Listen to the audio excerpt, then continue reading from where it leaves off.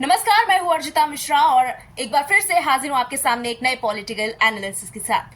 हरियाणा विधानसभा चुनाव को लेकर बसपा सुप्रीमो मायावती अपने उत्तराधिकारी और बसपा के राष्ट्रीय कोऑर्डिनेटर आकाश आनंद के साथ जीत का ब्लूप्रिंट तैयार करने में जुटी है।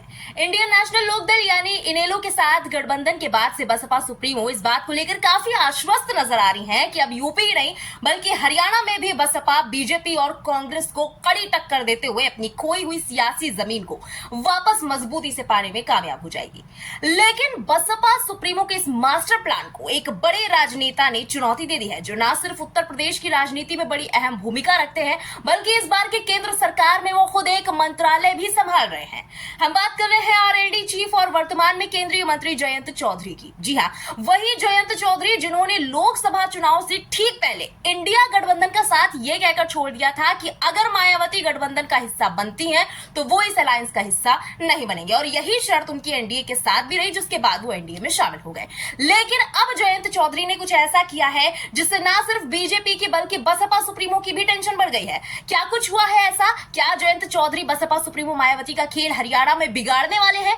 क्या हरियाणा में बसपा का मास्टर प्लान अब सेंधमारी का शिकार होने वाला है? जानेंगे सब कुछ, समझेंगे सब कुछ इस पॉलिटिकल एनालिसिस में। लेकिन उससे पहले अगर आपने हमारे चैनल को अभी तक सब्सक्राइब नहीं किया है तो अभी के अभी चैनल को सब्सक्राइब करके बेल आइकन दबाएं। साथ ही वीडियो पसंद आए तो वीडियो को लाइक करें और शेयर करना बिल्कुल ना भूलें। तो चलिए शुरू करते हैं और समझते हैं कि आखिर कैसे आरएलडी के जयंत चौधरी हरियाणा में बसपा सुप्रीमो के लिए बड़ी चुनौती बनते दिख रहे हैं। हाल ही में इंडियन नेशनल लोकदल के प्रधान महासचिव और ऐलनाबाद से विधायक अभय चौटाला ने राष्ट्रीय लोकदल के प्रमुख जयंत चौधरी से मुलाकात की।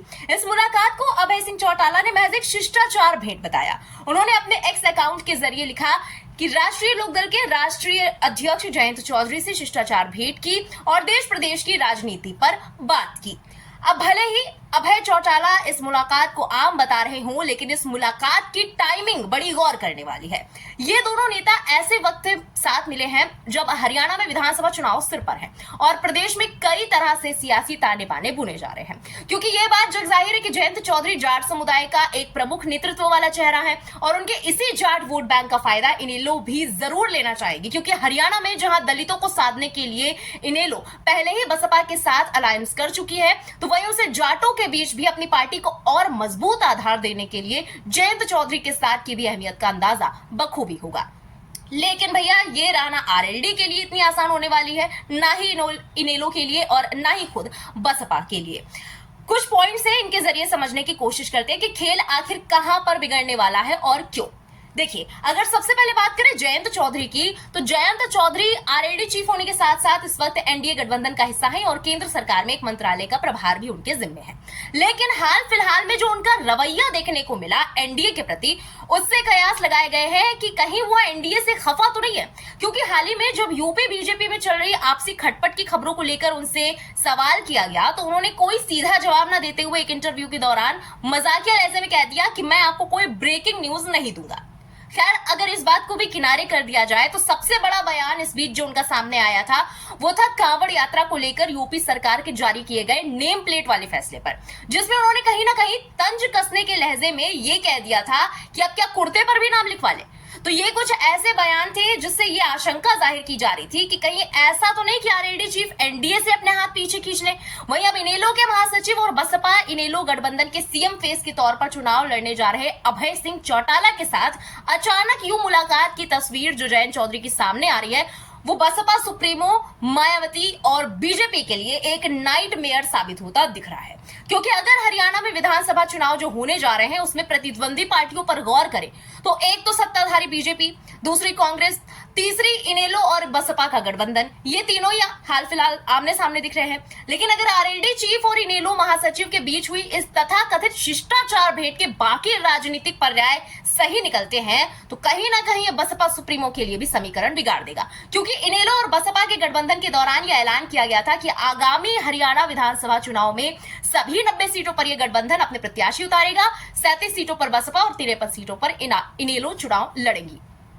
बसपा सुप्रीमो मायावती और आकाश आनंद ने तो 1 अगस्त से 13 अगस्त तक लोकसभा स्तरीय कार्यकर्ता सम्मेलन का भी आगाज कर दिया है, जिसके तहत आकाश आनंद कार्यकर्ताओं में जोश भरते और जीत का मंत्र देते नजर आएंगे। यहां तक कि बसपा सुप्रीमो ने आकाश आनंद को प्रत्याशियों के चयन तक की बड़ी जिम्मेदारी भी सौंप दी है। ऐसे में आरएलडी का यू हरियाणा विधानसभा चुनाव से ठीक पहले इनेलो के बड़े नेताओं के साथ ये शिष्टाचार भेंट करना मायावती की टेंशन बढ़ाने वाला है।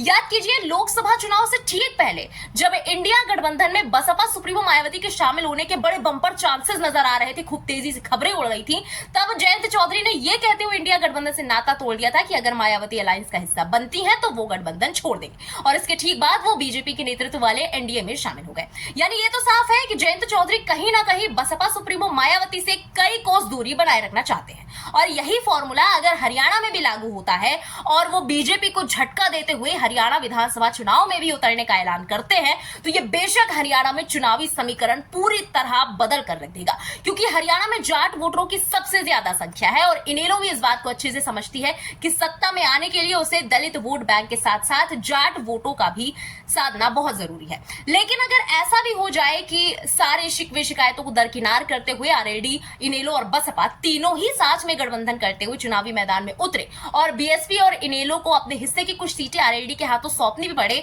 तो भी ये अलायंस बीजेपी के लिए तो खासकर दो धारी तलवार साबित होने वाला है। क्योंकि अगर आरएलडी के एनडीए से दूर होकर हरियाणा चुनाव में इनेलो और बसपा के साथ मिलकर मैदान में उतरने की बात पर मुहर लग जाती है, तो बीजेपी और कांग्रेस के बाद इस तीसरे मोर्चे के गठबंधन में जाट वोटरों में खास पकड़ रखने वाली आरएलडी, इनेलो और दलित वोट बैंक में दबदबा रखने वाली बसपा का दमखम हरियाणा के चुनाव में जरूर देखने को मिल सकता है। ऐसे में अब देखना होगा कि हरियाणा विधानसभा चुनाव से पहले जयंत चौधरी की शिष्टाचार भेंट बसपा सुप्रीमो का ज्यादा खेल बिगाड़ती है या बीजेपी को ना उबर पाने वाला तगड़ा झटका देती है। फिलहाल इस राजनीतिक विश्लेषण के बारे में आपका क्या कहना है, कमेंट सेक्शन में लिखकर अपनी राय जरूर बताएं।